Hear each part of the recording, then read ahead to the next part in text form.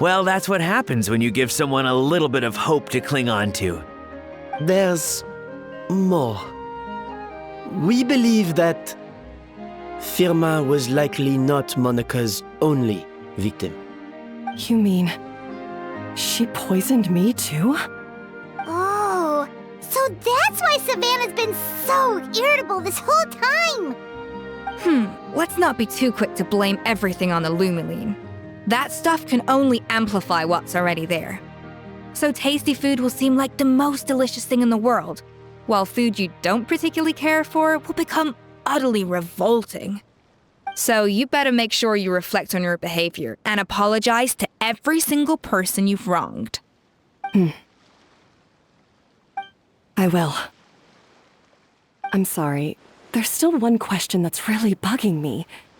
Why is it that no matter what I do, my Gâteau de Bourg never tastes the same as yours? Is it just... is it because you're a genius and I'm not? It's because the heating element in your oven is broken, you silly goose. What? I felt like something was off during the cooking contest. Once I got around to checking all the equipment, I noticed it right away. There was a half-degree discrepancy between the temperature setting and the actual temperature. All the ovens in the whole kitchen had the same problem, which confused me at the time, but by this point, it's pretty obvious that Monica must have tampered with them. I would have figured it out the day of the bake-off, since the issue affected both our teams. But of course, Monica sabotaged mine so that could never happen. No. I spent so long trying to find out where I was going wrong, and then you pinpoint the problem in just one night? It all comes back to one simple, undeniable truth. You're a genius, and I'm just plain old Savannah. Oh, cut it out! Stop the woe is me act for a second and just think. I came up with this recipe. You don't think that might have something to do with it? Do you know how long I spent perfecting my Gâteau de Bourg? 3 years! 3 whole years! I know this dish inside out, back to front and upside down. And you've been head chef now for what, 6 months? If that? A couple hundred failed attempts, and you're gonna throw in the kitchen towel and declare you'll never be successful because you're not a genius. You clearly have no idea how many kitchen failures I've had under my belt, or just how long it took me to finally get my recipe to a level I was satisfied with. Genius or not, everyone makes mistakes. Modeste did, Savelli did, everyone does. You're only a lousy chef if you don't face up to your mistakes, learn from them, and then keep chipping away until you crack the problem once and for all. Surely you haven't forgotten all that. You were no lousy chef back when I handed you the reins. I haven't forgotten. And I'll make sure I never do. That's our head chef. Ha! Sounds like we won't need another changing of the guard in the Hôtel de Bord kitchen anytime soon. Huzzah! Aw, what a perfect ending to a crazy journey. Look how happy everyone is. So you got your mojo back now? Yeah. Thanks to you, Escoffier. In fact, no. Thanks to all of you. Aw, friends again. So nice to see them finally settle their beef. Good. So now that's out of the way. It's time for payback. You cheated in our last bake-off, and I demand a rematch right now. Huh?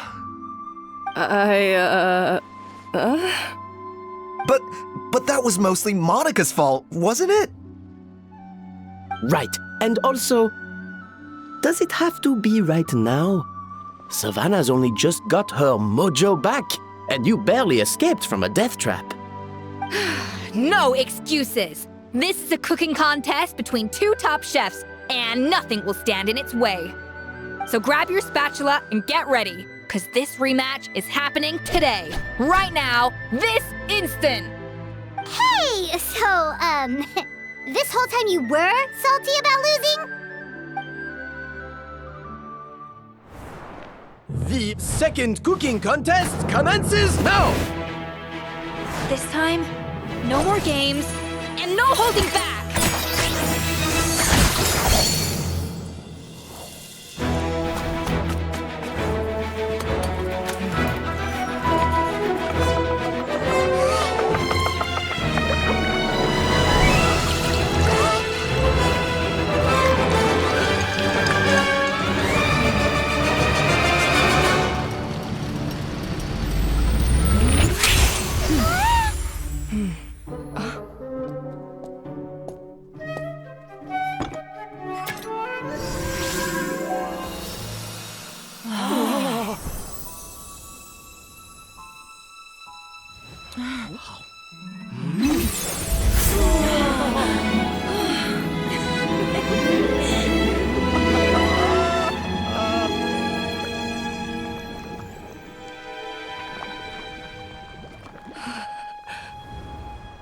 I feel like I don't have the right to be here. Hey, what are you so afraid of? You can't unbake it now. And if you don't serve it, then good or bad, you'll never find out how to improve. If you're too scared to fail, you'll never know what real success tastes like. So? Embrace your failure. Taste it. Digest it.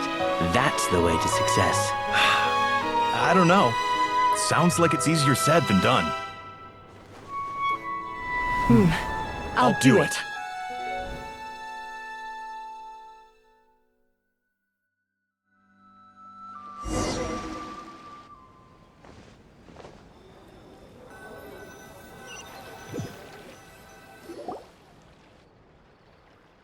The results are in! A landslide victory for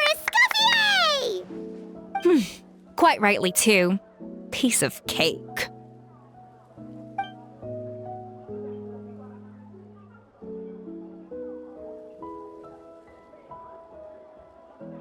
Oh yeah, look at that! Savannah looks pretty chipper too, considering she lost. Now, where were we? Yes. Do you have any more questions for me after everything that's happened? I thought Navia would have filled you in. And actually, I said all this to Savannah before I left. Although, as we saw, I don't think any of it sank in. I had 2 reasons for leaving. One was the food safety incident, of course, but the other was that the Hotel de Boer had reached a point where it didn't need me anymore. So I decided to step down and look for new opportunities to improve myself. Improve how? Well, a while back, I got to know a fellow chef from Liyue, and in her, I saw so many new possibilities. She has that same adventurous spirit that Modeste and Sibeli had in their youth. Slime mucus, lizard tails. With her, nothing's off the table. There's a whole world of new flavors out there waiting to be explored, hiding away in ingredients we overlook. Case in point, remember those Romaritime flowers down in the ruins? I used them in the cooking contest just now. Did you taste the difference? What?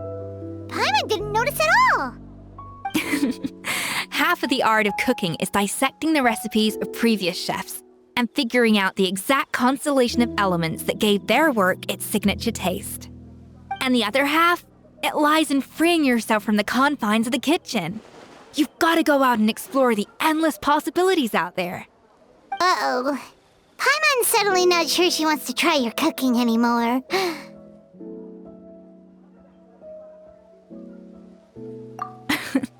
Don't worry, it's not going to be a free-for-all like in Modeste's time. Before I put anything into my food, I'll obviously do my research, make sure it doesn't contain any harmful substances. In the meantime, take this. It's a recipe for Petit Gâteau de Boer revised version. I tweaked it to suit your needs as busy adventurers. Hope you enjoy, and remember, feedback is always welcome. All right! So, do you ever see yourself returning to Hotel de Boer? Oh, of course. I've already promised Vanish M that I'll come back every once in a while to make sure the quality of the food remains at an acceptable level. You know, Paimon's still a little disappointed that we never got to see the treasure of Remoria. Surely Monica wouldn't have gotten drawn in so deeply if it wasn't for all the mystery surrounding the original Gâteau de Bourg. She practically dedicated her life to finding the lost pieces of Modeste's diary. Then went to all that trouble to infiltrate the Hotel de Bourg. And in the end, it was all for nothing. Since you mentioned the treasure, between Modeste's writings and what we saw in those ruins, I think I may have figured out the truth. The so-called treasure of Remoria was most likely a substance that the Remorians extracted from Lumitoiles, better known to us as Lumiline. Huh?